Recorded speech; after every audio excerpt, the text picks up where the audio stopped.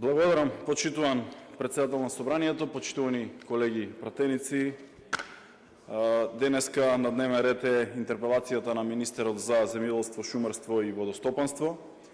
Човекот кој во време на опозиција на ВМРО ДПМН ветуваше подобар стандард за земјоделците, поголеми субвенции, подобри откупни цени на голем дел од земјоделските производи, рестартирање на винарски визби, поддршка за стратешки производи, буквално ветувања дека во секој од овие сектори во земјоделието ќе тече мед и млеко. Но што добивме во изминативе 2 години? ВМРО ДПМН во програмата ветуваше 180 милиони евра годишно субвенции како директни плаќања кон земјоделците. Но денес во овој сектор речиси нема никакви резултати, напротив, назадување во многу сегменти. Реалноста е нешто сосема спротивно од тоа кое што во програмата вие го предвидовте. Со ребалансот во 2025 година, буџетот за субвенции е намален од 7,2 милиарди денари на 6,8 милиарди денари, а во буџетот за 2026 година дополнително се намалува на 6,3 милиарди денари. За 2 години буџетот за субвенции е намален за речиси 1 милиарда денари. Интервентниот фонд се намалува од 300 на 250 милиони денари. Како ова ќе им биде објаснето на земјоделците кога пред избори велевте ќе ви дадеме поголеми субвенции, а сега им ги намалувате за 1 милиарда денари? Програмата за рурален развој се намалува од над 1,3 милиарди денари во 23 и 24 година на 650 милиони денари во 25 година и дополнително повторно во 26 година 650 милиони денари. Добивме целосно промашување преку промашени политики и намалена национална програма за директна поддршка, напуштање на европските реформи, што е констатирано и од делегацијата на Европската унија, укината авансна предвремена исплата на субвенции, укинати програми и мерки за малите производители, а зголемување на лимитот за големите компании. Ниту една земјоделска култура нема гарантирана цена. Министерот повеќе пати вети регулиран откуп, но реалните цени се далеку под производствените трошоци. Кај пченицата откупот во 24 и 25 година се движеше меѓу 9 и 12 денари за килограм, додека производната цена околу 20 до 22 денари, што значи дека земјоделците продаваат со загуба. Во делот на млекото најизразена е кризата кај цената на суровото млеко, која паѓаше од 38 денари за литар во 23 година на 26 денари за литар во 24 година. Малите фарми добиваат најниска цена и се затвораат. Откупот на оризот е далеку под просекот. Од 36 денари за килограм во 23 година падна на 22 денари за килограм во 24 и остана на таа цена исто така и во 25 година, што е значително под нивото од пред 24 година, пред доаѓањето на власт на ВМРО ДПМН. Министерот се фали дека оризот го прогласил за стратешка култура, но тоа не донесе никакво зголемување на цената на земјоделците и натаму добиваат 20 на денари, а трошоците им се околу 25 денари за производството. Да не зборувам и за останатите земјоделски производи, кај зелката под водство на овој министер е во слободен пат до катастрофална цена од 6 денари за килограм во 25 година. Од предизборната програма на ВМРО ДПМН за земјоделство речиси ништо не е реализирано. Ветените 10 откупно-дистрибутивни центри не се започнати, ниту пак ветените 4 системи за наводнување. За платформата за земјоделско-прехранбена дистрибуција во Скопје исто така нема ништо ново, не е воспоставен ниту еден механизам за загарантирани цени, а ветеното зголемување на субвенциите излезе дека е намалување со доцнање на субвенциите за земјоделците. Понатаму, кога програмата вредна 128 милиони евра е суспендирана, кога се блокирани речиси 130 милиони евра средства за земјоделците, за проекти, може да се каже дека е јасен одговорот и од земјоделците, но и од јавноста за тоа какви политики имаме денеска во земјоделието.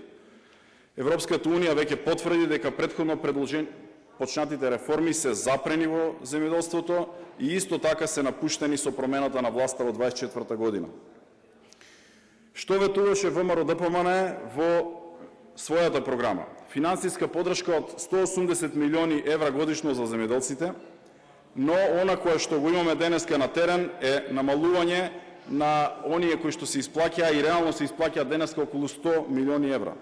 Понатаму ветувавте субвенциите дека во сточарството ќе бидат зголемени за 50%. Реално на терен имаме намалување од 12.000 на 8.000 денари или намалување за 33%. Понатаму задржување на плаќањата по површина и поедноставно аплицирање за земјоделците.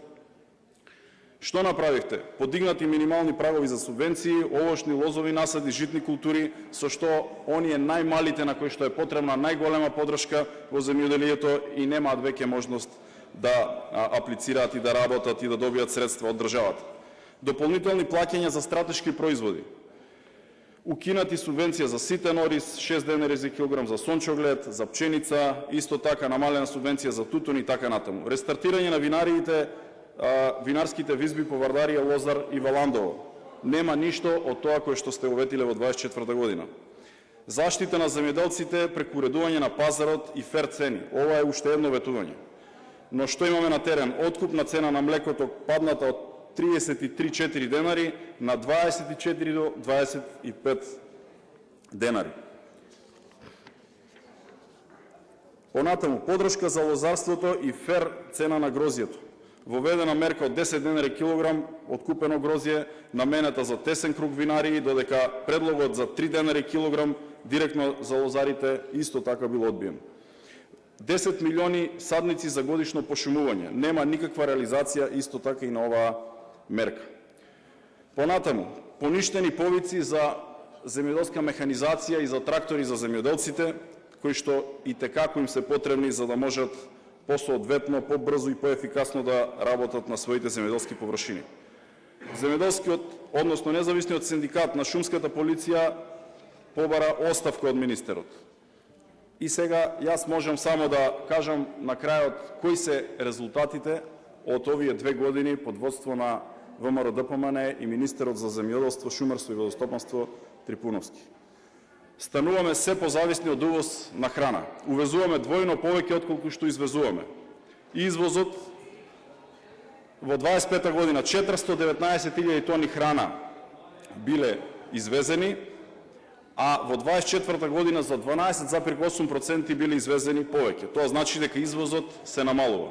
Во делот на увозот Македонија увезла во 25 година 807.000 тони храна, а во 24-та претходно количините на увезена храна биле исто така, односно се намалиле за 2,9%.